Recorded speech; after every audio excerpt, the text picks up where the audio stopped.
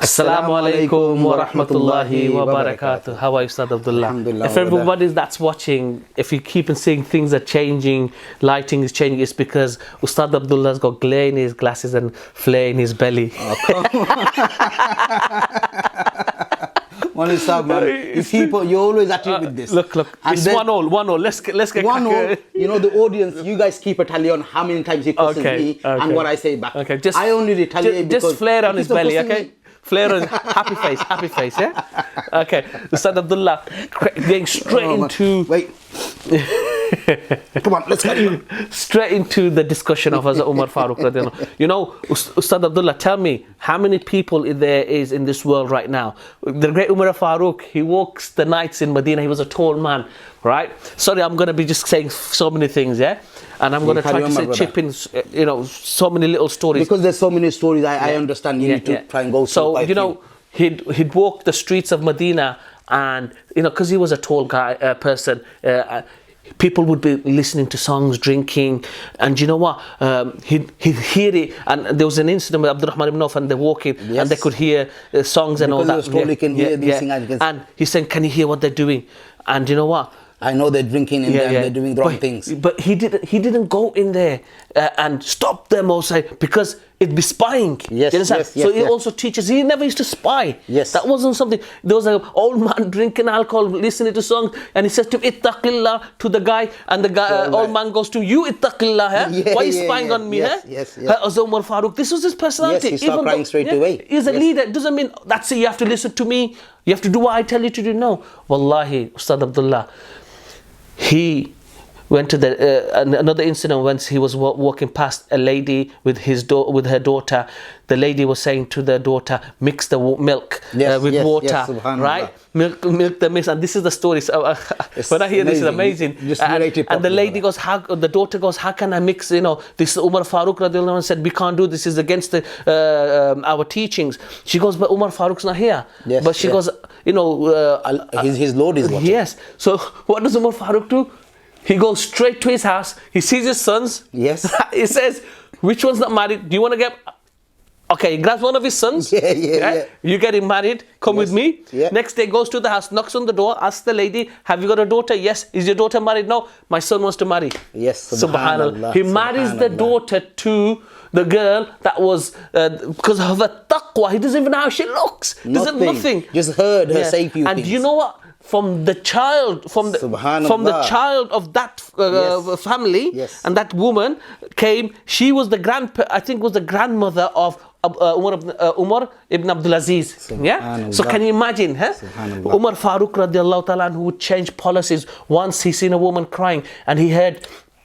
She's not crying, she was doing poetry and she was sad, and then when Umar Faarooq asked her, because her husband's gone for battle over 4 months, yes. So, you know, she's saying that she's missing her husband, so in such a long time, he comes home, he asks his family members, how would you feel? If, you know, how long should somebody be away? Yes. And they said, could be 4, could be, you know, 4 is about right. So you know what? He changed the whole policy. No one's allowed to go for battle. Subhanallah, he would change policy for the reality around him. Subhanallah. Nowadays, people, if you see, they change policy only for greed. Allahu Akbar. This is Umar Faarooq radiallahu ta'ala. And I'm just saying small things, short things. Brother, everybody listen, please. We really expect our audience to go back and read on these things. He used to always pray that he gets martyrdom. Now, how is he going to get martyred? He used to be leading for Medina. He used to pray, they get martyrdom, he gets martyrdom in Medina. And he used to make dua that he gets martyred from somebody that's not even a Muslim. So how is that even possible? Because the whole Medina was full of Muslims. And it's amazing how the person that martyred Umar Faarooq radiallahu ta'ala anhu, and the whole story, his name was, and you know, the whole story of this, again, it goes back because there was a judgment that he brought to Hazrat Umar Faarooq radiallahu ta'ala anhu, and he didn't like the verdict of Umar Faarooq radiallahu ta'ala anhu, so he wanted to kill Umar Faarooq radiallahu ta'ala anhu, and he planned a big plan how he's going to make a dagger for and how he's going to kill Umar Faarooq. Wallahi, read about this, how he assassinated Umar Faarooq radiallahu ta'ala. Can you imagine? This is one of the most who under his reign was Jerusalem was conquered. When he walked into Jerusalem, he didn't walk like a king. He walked and he walked and his servant was riding the camel. And this is how walking. Subhanallah. He goes to his servant back. Okay, now it's your turn.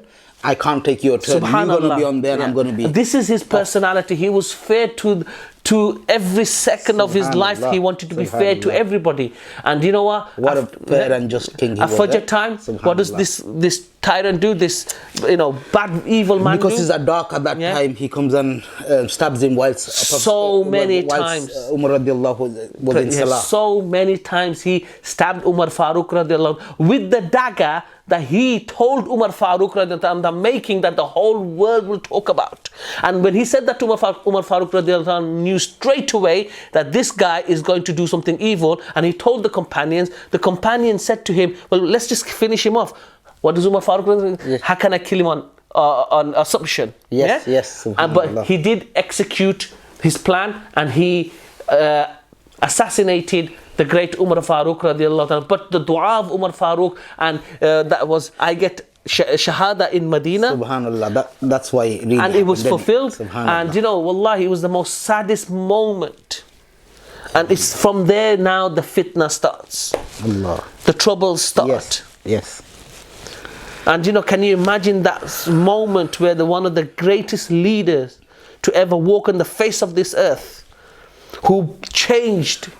Also, I'd just like to mention, after they stabbed him, because he was a strong guy, he didn't pass away straight away. He was in his bed.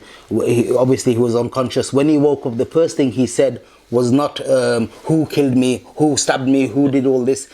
First thing he said was, did I finish my salah? Allahu Akbar. Subhanallah. Allah. On this note, you know what, Ustad Abdullah, I can't say no more. It's just too emotional to continue talking about this great personality. And we take salah. We let the viewers make the call of let them go let them study and understand let them understand it. Let them feel how we are feeling today after reading and explaining that to people. Really, guys, we only got 8 minutes to say whatever we need to say. If we go over 8 minutes, we got 2 producers up nowadays on our back. So on that note, Ustad Abdullah, inshallah, we will continue talking about guys, in our next year. And please stay tuned. Share the videos, guys. Share the videos. It don't take long to share. Just one click of the button, it goes to thousands of people. If you guys share the videos, maybe benefit for us and you, and inshallah for the Muslim Ummah. Jazakallah khair. Assalamu alaikum wa rahmatullahi wa barakatuh.